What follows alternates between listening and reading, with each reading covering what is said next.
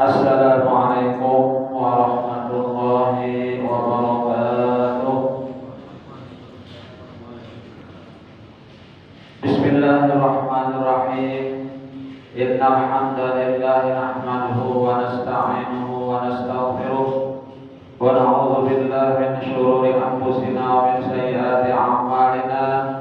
May yahdihillahu fala mudilla lahu wa may yudlil fala hadiya lahu. Asyhadu an la ilaha illallah wahdahu la syarika lah wa asyhadu anna Muhammadan abduhu wa rasuluhu la nabiyya ba'dah. Allahumma shalli wa sallim wa barik ala sayyidina Muhammadin wa ala alihi wa ashabihi ajma'in. Subhanaka la ilma lana illa ma 'allamtana innaka antal 'alimul hakim wa tub 'alaina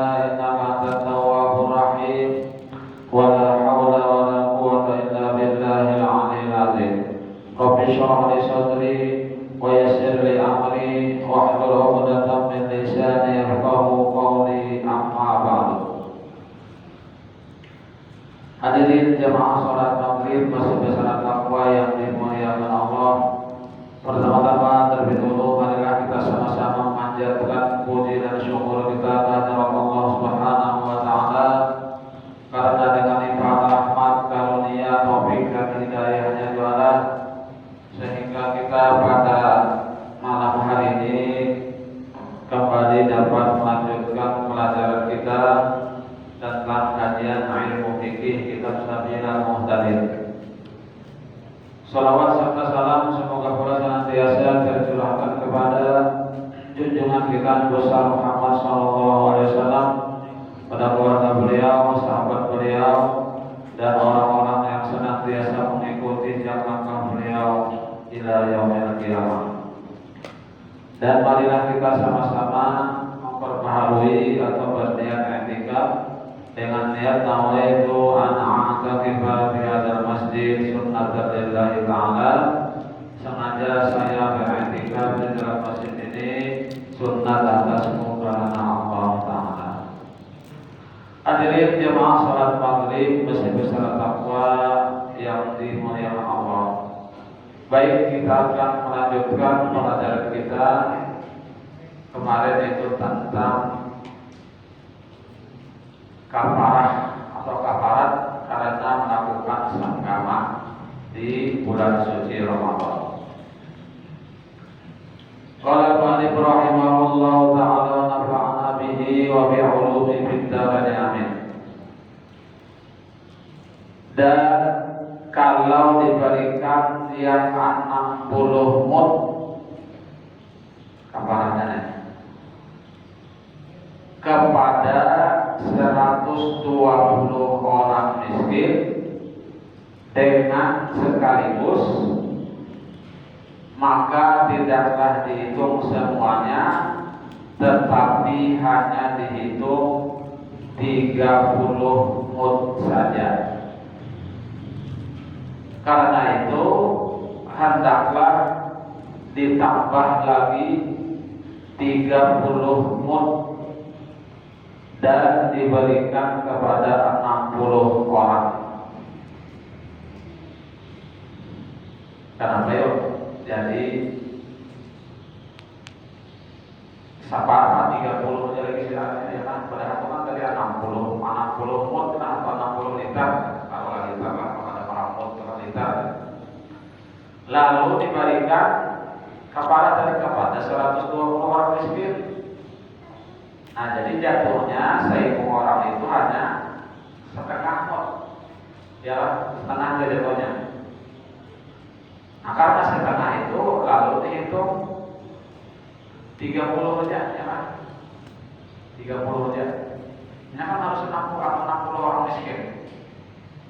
60 orang miskin, satu mud seko, lalu dikasihnya kepada 120. Jadi jatuhnya separuh aja seko. Nah, lalu kan itu karena separuh, lalu dihitung 30 aja hanya. Karena itu hendaklah di sini ditambah lagi 30 mud dan diberikan kepada 60 orang. Jadi separuh-separuh tangannya lagi ya, separuh-separuh tangannya pas semua ya kan, pas liter kita. Nah jadi harus tiap orang satu pot, jangan kurang ya kan. Kalau mau setengah pot saja, setengah liter aja misalnya, kalau setengah orang kada cukup.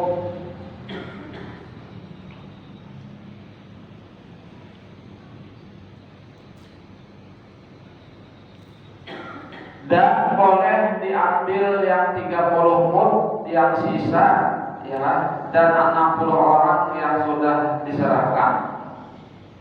Dan boleh diambil yang 30 mut yang sisa ya, dari 60 orang yang sudah diserahkan. Kalau katanya pada saat menyerahkan kafarat, pada saat menyerahkan kepada fakir miskin, bahwa inilah kafaratku. Dan kalau kata pemilik kafarat seperti itu, maka tidak boleh dia mengambilnya. Kada boleh lagi mengambil. Kalau sudah ini kifaratku, nikah ya bayar kifarat. Dan boleh memberikan 2 mut kepada seorang fakir miskin untuk 2 kafarat. Boleh mengambil memberikan 2 mut kepada seorang fakir miskin untuk 2 kafarat ya kan, 2 kali 2 butir. Boleh. Boleh memberikan 1 mut kepada seorang fakir miskin lalu dibeli kembali oleh pemilik kafarat, kemudian diberikan lagi kepada seorang yang lain, dan dibelinya lagi, dan diberikannya kepada orang lain, seterusnya sampai cukup jumlah 60 orang. Jadi boleh cuma bermodal 1 mut atau 1 liter ya, lalu dikasihnya kepada fakir miskin, seorang fakir miskin tadi, pas diberikannya nanti kafaratku ya, lalu ditukarinya, tukarnya lagi, karena juluknya pulang orang miskin yang lain, juluknya diberinya lagi ya kan, diberinya lagi sampai 60 orang, boleh, biasanya boleh ya kan. Jadi berjuluk seikut tukarinya kembali ya, jangan ambil pulang, juluk pulang orang lain, tukarinya pulang. Jangan diminta ditukari ya, artinya diminta berarti kalau tukarannya ditukari ya kan. Pas menjadi juluk seikut fakir miskin, sampai saya tadi aku tukarlah ini, mau jadi ya ya. Juluk lagi kalian, aku tukar lagi, amanya ada apa menjual ada apa? Ya kan, adanya apa kalau beras gimana? Kalau saya cari beras saja. Nah, jadi boleh untuk 1 mut tadi mengkeliling ya kan, kepada 60 orang miskin. Cuma syaratnya tadi harus dibeli. Tetapi cara yang seperti ini makruh, jadi makruh. Karena mirip dengan orang yang menarik kembali sedekahnya. Mirip dengan orang yang menarik kembali sedekahnya. Mirip aja pangeran, makruh jadi hukumnya. Tidak boleh orang yang fakir memberikan kafarahnya kepada anak istrinya, karena ia berkewajiban memberikan nafkah kepada mereka yang dikiaskan dengan membayar zakat. Karena boleh memberikan kafarat tadi kepada anak istrinya ya kan. Sedang anak istrinya itu kan masih tanggungannya lagi, tidak boleh. Dari uraian yang terdahulu dapat dipahami bahwa kafarah senggama dalam puasa wajib dengan berurutan, tidak boleh dipindah dan memerdekakan budak menjadi puasa, terkecuali kalau memang memang tidak mampu memerdekakan budak. Jadi berurutan di sini, jangan berurutan. Artinya yang ini karena kawan, alternatif tiga alternatif tadi. Yang nomor satu karena kawan, memerdekakan budak, turun ke nomor dua. Ya kan? Apa tadi? Pertama memerdekakan budak, memerdekakan seorang budak karena kawan. Yang kedua, puasa 2 bulan berturut-turut karena kawan juga. Anjuran yang ketiga, memberi makan 60 orang fakir miskin tadi. Berurutan. Tidak boleh dipindah, ya kan? Dan memerdekakan budak menjadi puasa terkecuali kalau memang tidak mampu memerdekakan budak. Ya kan, amun kawaja memerdekakan budak, amun kawaja puasa, kalau usah memberi makan fakir miskin. Dan juga tidak boleh memindahkan puasa menjadi memberi makan kepada fakir miskin, terkecuali memang tidak mampu berpuasa. Dan kalau juga tidak mampu melaksanakan yang 3 macam tadi, maka menjadi hutangnya menurut urutannya. Menjadi hutangnya menurut urutannya. Dan kalau mampu mengerjakannya, maka dikerjakan sesuai dengan urutannya tadi, ya, urutannya. Jadi hutang ini ya kan? Jadi hutang. Dan dalil hadis yang menerangkan tentang kafalah sanggama pada bulan Ramadan ini ialah hadis yang berbunyi, Ja'a rajulun ila Nabi sallallahu alaihi wasallam. Telah datang seorang laki-laki kepada Nabi kita Muhammad sallallahu alaihi wasallam. Faqala, lalu laki tadi, halaktu wa ahlaktu. Apa jadinya? Binasa aku wahai Rasulullah, ya, binasa aku wahai Rasulullah.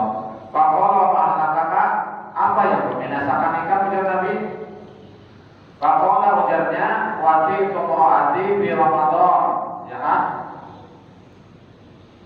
Wati tumroati bi Ramadan.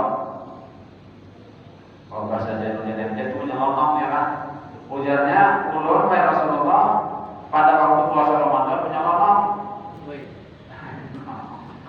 Ujar Nabi ngomong apa yang nyelonong gitu.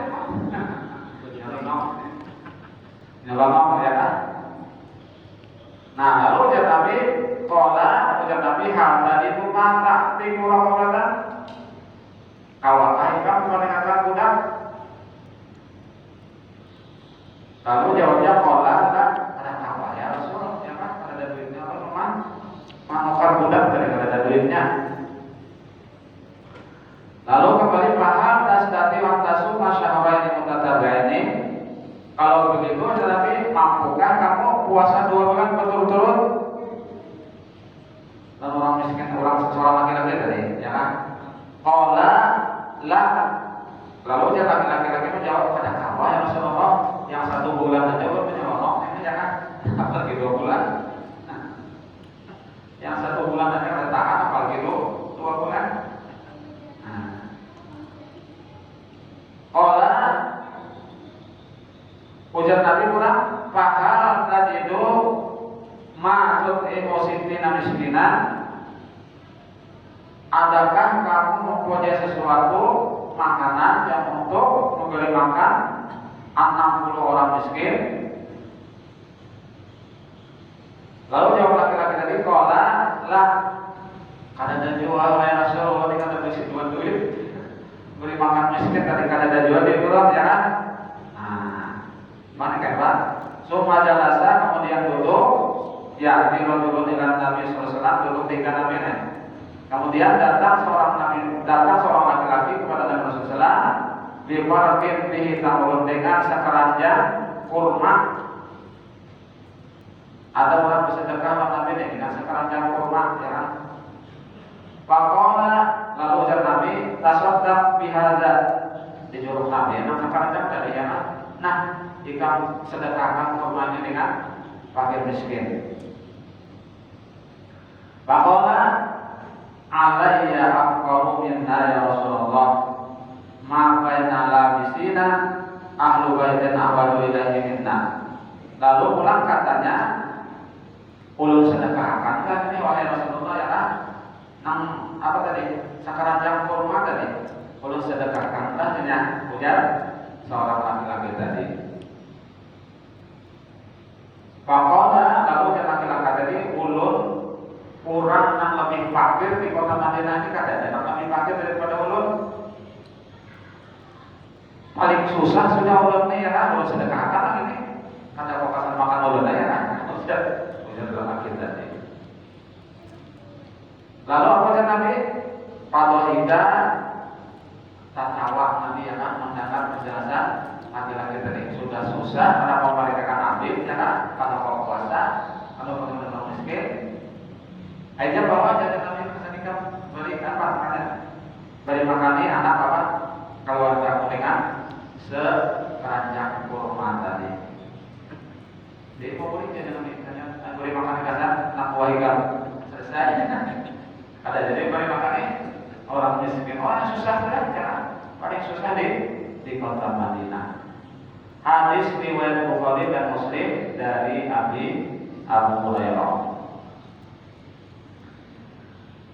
Kalau ditanya dalam uraian yang terdahulu kenapa seorang yang fakir tidak boleh menyerahkan kafaratnya kepada istri dan anaknya yang menjadi kewajibannya memberi nafkah, bagaimana hubungannya dengan sabda Rasulullah SAW dalam hadis yang diterangkan di atas yang mengatakan berikan kepada keluargamu, ujar Nabi ya, berikan kepada keluargamu. Jawabannya mungkin dimaksud karena disedekahkan oleh Nabi kepadanya atau diberikan kepadanya agar dijadikan kafarat yang disedekahkan lagi kepada 60 orang yang miskin. Karena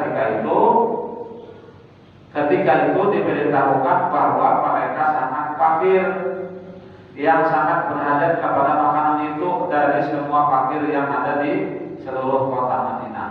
Artinya kan tidak ada lebih fakir daripada ini hanya maksudnya paling muyuh di kota Madinah. Jadi mau apa mau ya kan? Aja mau jaga kasih Islam jangan Nabi kasar keluarga mau ya. Maka Nabi mengizinkan kepadanya untuk memberikan makanan itu kepada keluarganya. Ini memberikan pelajaran bahwa kafarah itu tidak wajib bagi seorang terkecuali masih ada kelebihan dari Makkah untuk dirinya. Ya kan?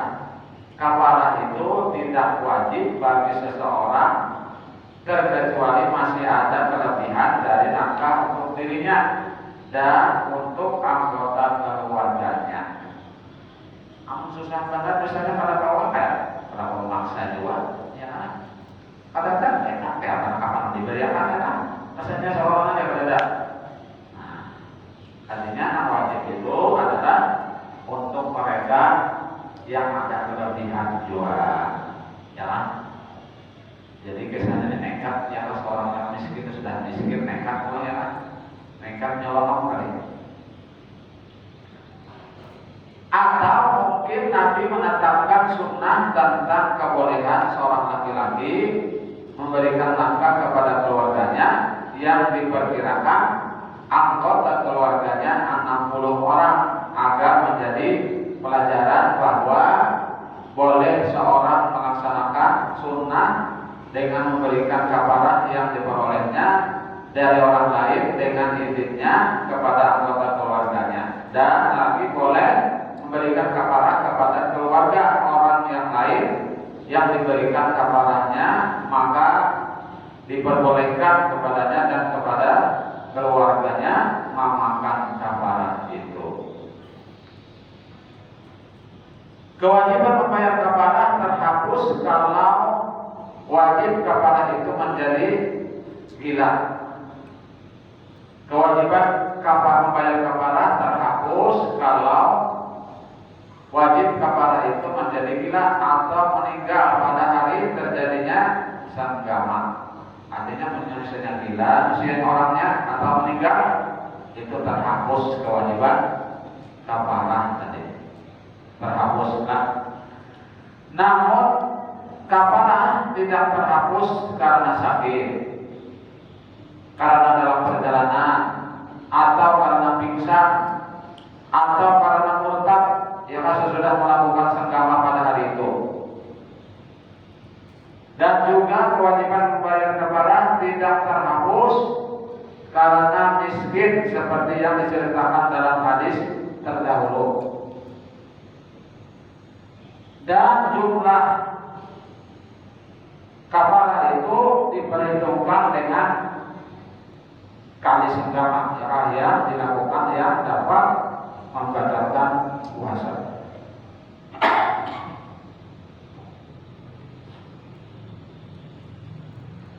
Kalau ia melakukan sanggama 3 kali di dalam 3 hari, wajib melakukan setengah, wajib membayar 3 kafarah. Nah, jadi hitungannya dari kafarah tadi hitungan berapa ya kan? Berapa kali memang kali ya kan? Namun misalnya 3 kali, 3 dalam 3 hari misalnya, nah 3 kali itu membayar. Ya sama itu ya kan? Kali dalam sehari ada, ya saya kata, kalian kan sudah batal.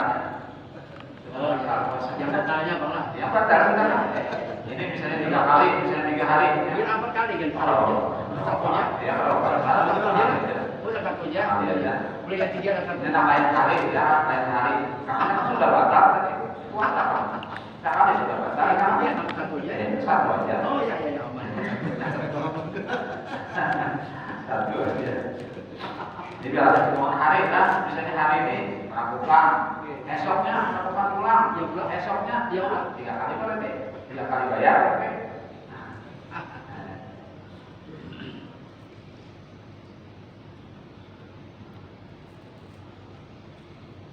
Kalau ia melakukan secara 3 kali di dalam 3 hari, wajib membayar 3 kafarah. Baik kafarah yang pertama dibayarnya sebelum melakukan sanggama pada hari kedua. Karena puasa pada setiap hari dianggap satu ibadah yang berdiri sendiri, maka tidaklah dapat digabungkan dengan kafarah puasa pada hari lain. Tetapi kalau dalam sehari dilakukannya 2 kali sanggama atau lebih, nah, maka kafarahnya hanya 1 kali. Ialah sanggama yang pertama yang membatalkan puasa. Itu aja ya. Karena mereka berdoa. Habis pasal kafarah. Kemudian pasal berikutnya, pasal yang ke-7, puasa tatawwu atau puasa sunnah.